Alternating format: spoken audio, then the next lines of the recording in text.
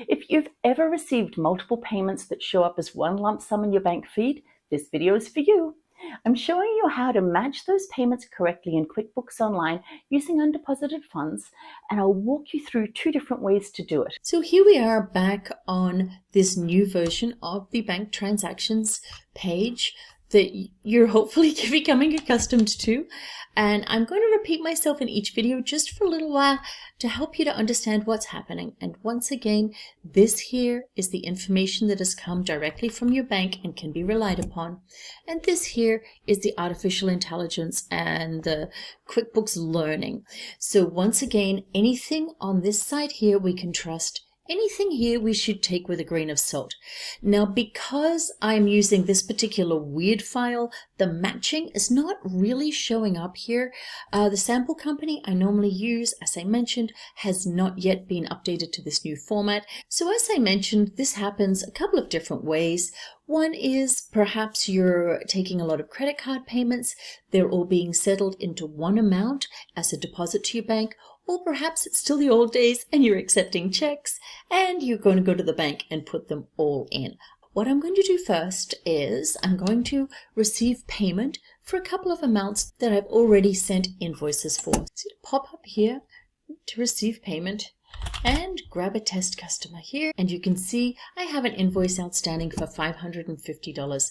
I'm going to record this payment. I'm going to say it's July 1st, 2021 because we are playing around with that, but I'm not going to record it to my checking account. And the reason is this $550 did not go directly to the checking account. I've popped it in my undeposited funds until I go to the bank, either with this check or it all gets batched into the credit card, as I mentioned earlier. So we'll pop a check mark to the left here. We'll double check the amount received, $550, and then we will record and close that payment. So I'll pop up to new and receive payment from my wholesale customer who I sent an invoice to for $5,000. Now perhaps I've opened up the mail and received my check, but one way or the other, it's going to go into undeposited funds here.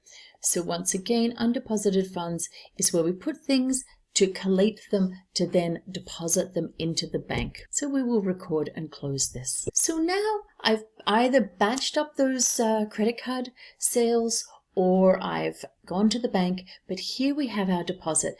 Now, QuickBooks is not going to suggest a match for this because I don't have anything in my books for $6,103.84. So when we're looking at this AI half, there will be nothing there. I could, of course, just type a customer in, put it to sales and post it, but it would be wrong. So what we're going to do is we're going to click match, and I'm going to have a look and see what I have showing up here. And I have, as you can see, a whole pile of different transactions here that are waiting to be matched. Now I also want to show you something else before we do this. If you're ever wondering what the breakdown of your undeposited funds is, you can pop up to here, new and bank deposit. And this will show you a list of everything you have sitting in your undeposited funds. And as you can see, because I've created this scenario right now, it equals the amount of the deposit we're trying to match to. So I could simply record this deposit from here and then match it, and that would be our job done. But because normally there are a bunch of other transactions here, not only those, I'm going to show you the long way around because I think that could be more useful in other scenarios. So we're going to pop back out of here. But once again, anytime, just pop into that bank deposit. So I'm going to leave without saving. And then I'm going to scroll back to this and I'm going to click match.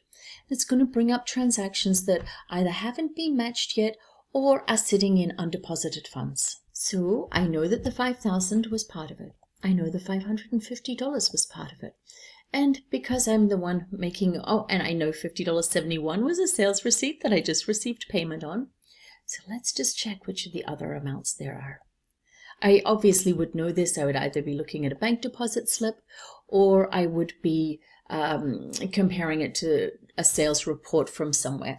You can see that this deposit, $6,103, relates to all of these multiple payments. 2 of them were payments from invoices, others were payments directly from sales receipts. I either picked up the payment directly at the time, if it was a check, or the whole lot went through as payments on a credit card batch. If, of course, there were extra fees that needed to be deducted or anything, if that were the case, as you can see it's not, you expand this if needed, resolve the difference button. But there's nothing there, and this all works perfectly, so I'm going to click Match. Now, just out of interest, I'll let you see what has happened with that bank deposit form that we had. So if I pull one up now, there's nothing here waiting to be deposited. But if I pop up to here, this is the bank deposit that we just created. And as you can see, it's matched to our banking transaction, and all of the items that make up that amount can easily be viewed. And if you've made a mistake, this is also where you could edit it. The other beauty of this is that when you come to do your reconciliation, the bank deposit, the bank statement will say $6,103.84, and you'll be able to check that off. If you had put all of those amounts individually into your bank account before putting them to undeposited funds, then you would have had a situation where you'd be trying to add them up and work out what that was. So this also streamlines your reconciliation process. I would suggest you download the bank reconciliation checklist I have below. That might also help you to keep things in order at the end of every month, because your reconciliation is where you'll find if in fact you have made a mistake, added something in, posted it when you should have matched it. Hopefully that helps you match up those amounts on the bank transactions page when they relate to multiple payments, and that will make your reconciliation so much easier. I've linked the reconciliation checklist below if you'd like to go through that next. And if there's anything else you'd like me to cover, let me know, and I'd love to hear from you in the comments. Cheers.